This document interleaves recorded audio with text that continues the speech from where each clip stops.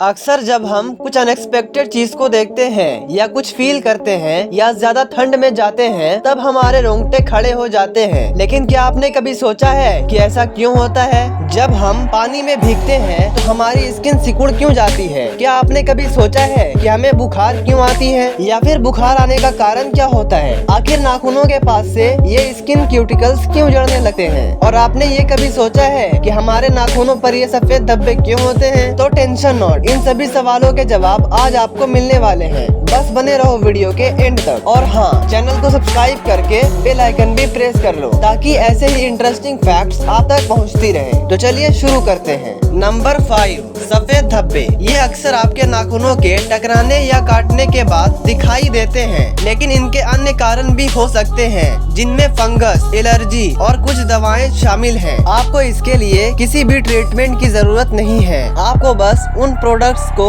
Use करने से बचना है जो आपके नाखूनों के लिए हार्मफुल है, या आपको एंटी फंगल मेडिसिन लेने की जरूरत हो सकती है। सफेद धब्बे आमतौर पर इस बात का संकेत होते हैं कि आपके नाखूनों पर किसी तरह का तनाव पड़ा है। यह तनाव किसी चोट जैसे किसी कठोर सतह पर नाखून लगने, किसी संक्रमण या एलर्जी की वजह से हो सकता है। सफेद धब्बे कभी कभी दवाओं के साइड इफेक्ट के कारण भी होते हैं, तो टेंशन नॉट। नंबर 4, नाखूनों के पास से स्किन क्यूटिकल्स का उजड़ना। ये बहुत ही दर्दनाक स्थिति होती है। इस तरह की समस्या में लोगों को प्रभावित हिस्से पर जलन महसूस होता है। इतना ही नहीं, खाना खाते समय अगर सब्जी की एक भी बूंद उस हिस्से पर गिर जाती है या नहाते समय वो हिस्सा साबुन शैम्पू के संपर्क में आ जाता है तो तेज दर्द के कारण आदमी चीख उठता है। बता दें कि इस स्थिति को मेडिकल भाषा में हैंगनेल्स कहा जाता है। आइए जानते हैं इसके पीछे कई कारण जिम्मेदार हो सकते हैं। हालांकि ड्राई स्किन वाले लोगों में ये परेशानी अधिक देखने को मिलती है। खासकर सर्दी के मौसम में हाथ की त्वचा अधिक शुष्क हो जाती है, जिससे नाखूनों के पास की खाल छिलने लगती है।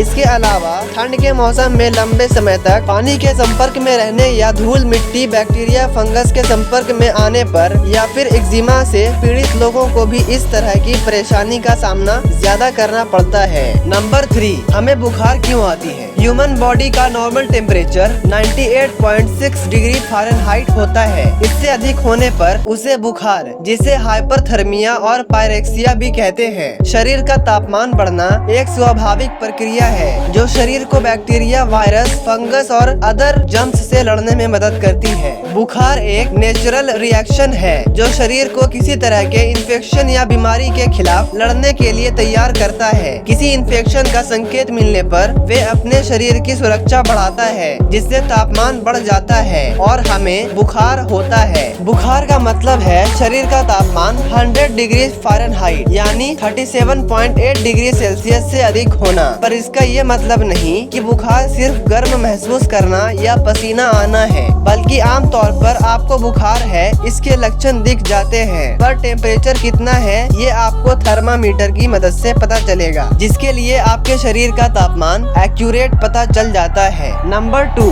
स्किन का सिकुड़ना, जिसे साइंस की भाषा में ऑस्मोसिस भी कहते हैं। जब हम लंबे समय तक पानी में रहते हैं तो त्वचा पर मौजूद सीबम ऑयल धुल जाता है। इसके बाद पानी त्वचा के अंदर चला जाता है, जिसे ऑस्मोसिस कहते हैं। इस रिएक्शन में त्वचा के अंदर पानी जाने की वजह से त्वचा सिकुड़ने लगती है, और जब हम पानी से बाहर निकलते हैं तो स्किन के अंदर घुसा पानी सूख जाता है और त्वचा नॉर्मल हो जाती है। नंबर 1, हमारे रोंगटे खड़े क्यों हो जाते हैं? रोंगटे खड़े होने की प्रक्रिया पाइलो इरेक्शन की वजह से होती है। ऐसी स्थिति में शरीर के रोएं कुछ देर के लिए खुद ही खड़े हो जाते हैं। त्वचा कुछ सिकुड़ जाती है, बालों की जड़ों के पास उभार आ जाता है। एक्सपर्ट्स ये बताते हैं कि पाइलो इरेक्टर मसल्स रोए के पास जुड़ी रहती है, जिनके सिकुड़ने पर रोए खड़े हो जाते हैं। Pilo erection sympathetic nervous system की एक वॉलंटरी रिएक्शन है जो खुद ब खुद होती है। ये हमारे बॉडी या ब्रेन के कंट्रोल में नहीं होता है, ये स्किन के सेंसेशन से होता है, मतलब माइंड ब्लोइंग। तो ये थे आज के कुछ ह्यूमन बॉडी फैक्ट्स। अगर ये वीडियो अच्छी लगी हो तो प्लीज वीडियो को लाइक कर दो और साथ ही साथ चैनल को सब्सक्राइब करके